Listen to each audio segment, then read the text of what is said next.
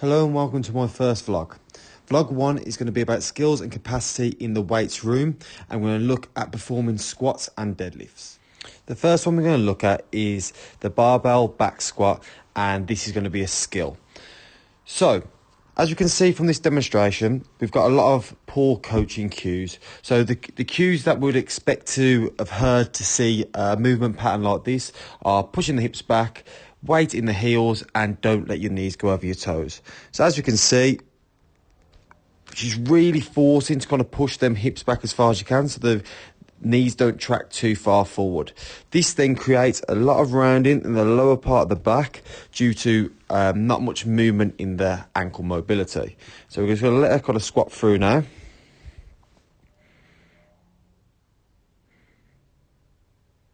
And as we can see, she's trying to really sit far back with them hips, and that is what's creating that little bit of a butt wink towards the bottom.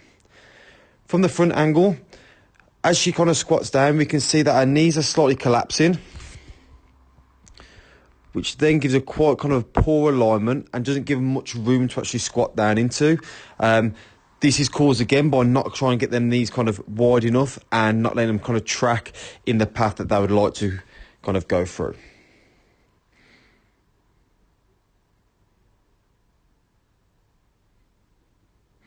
But this is quite easily kind of changed, and quite easy to put kind of a few little coaching cues into it to make this work a lot better.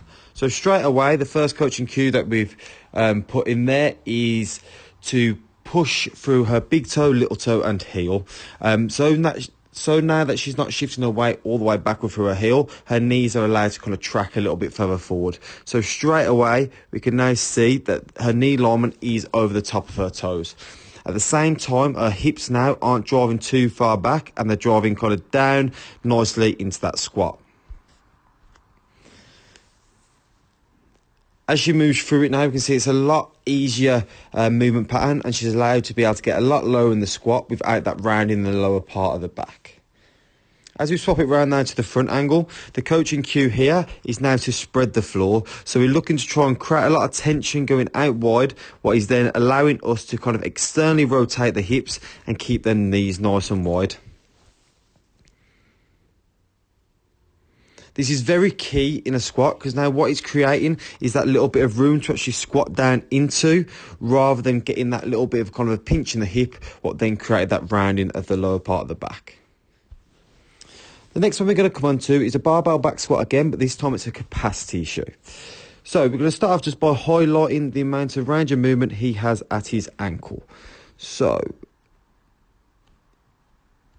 as we can see, there isn't a large kind of amount of movement, and just like in the previous one, his knee isn't tracking that far kind of past his toe, and this is limiting the range of movement in the low part kind of the squat. We're then going to work this out by kind of doing a few little tests just to make sure that this is the problem and it's not kind of a teaching problem.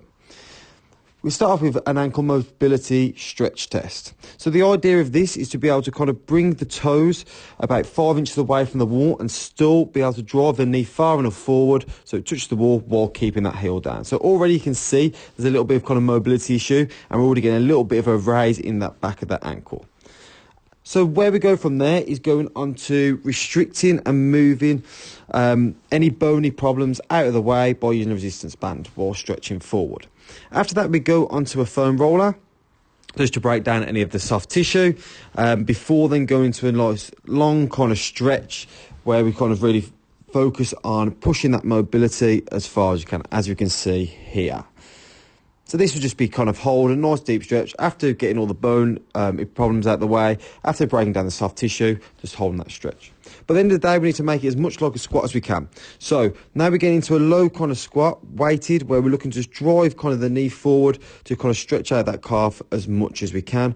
Vice versa, then swapping over to the side and doing the same again. The whole time trying to keep a nice straight back, obviously you can't see here, but to make it as much as we can like a squat. We don't want to kind of push them any bad habits. From there, we're going to go on to kind of hip mobility. This is a box pigeon stretch, where we're looking to kind of create some tension coming forward and put that hip in an external kind of rotation. So as you can see here, all we're looking to do is trying to stretch forward, pushing that belly button nice and far forward, but at the same time, we're making sure we're having a nice kind of straight back. So just like we're doing with kind of the hip mobility, the last thing we want to see is any form of collapse and rounding, because this is just going to then cross over back into the squat. So the little bit of the skill issues that we didn't have, we could then be creating them kind of little bits of problems.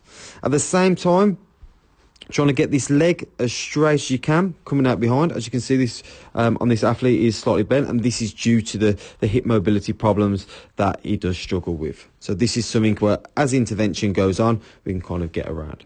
After that, the one other kind of hip movement we're going to do is going to be kind of a third world squat. So what we're looking to do here is really work on that hip angle at the same time as driving that knee forward to work on that ankle mobility.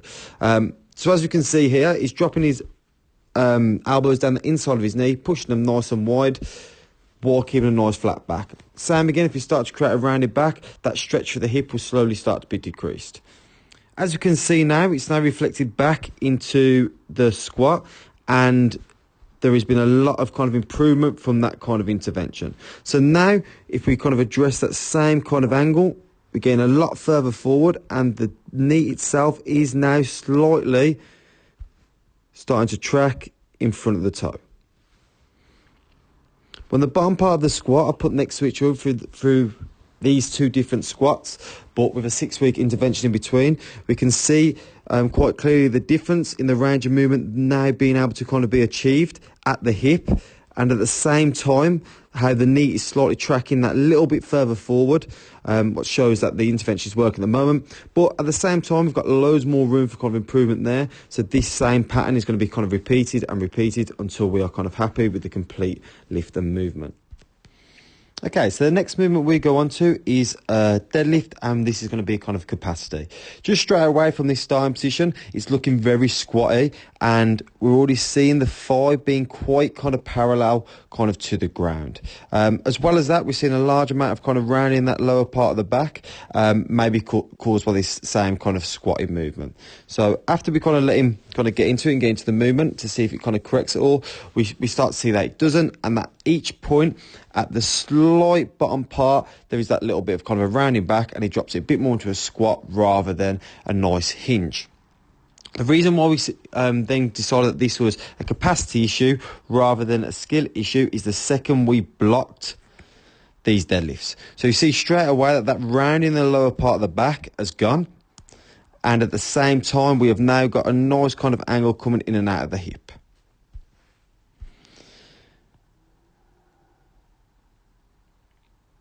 This then highlights the fact that the deadlift from the ground was more of a capacity issue in the movement around the hip, rather than it being a skill issue. So as well as doing the previous mobility stuff, what was shown in the squat, we now go on to a loaded stretch. So during this loaded stretch, we're looking to create a large amount of kind of stretch through that hamstring. As you can see straight away, the client struggles to get a large amount of movement doing a good morning. As well as this, another loaded stretch we're going to use is an RDL. So same again, focusing on pushing them hips back and creating a large amount of stretch in that hamstring before then coming back around to performing that deadlift again. And as we've seen straight away now, even from the floor without them blocks, we're now getting a nice angle at the hip, and we are not seeing any rounding in that lower part of the back, especially at that bottom portion where we used to kind of see that. So that little intervention has then worked.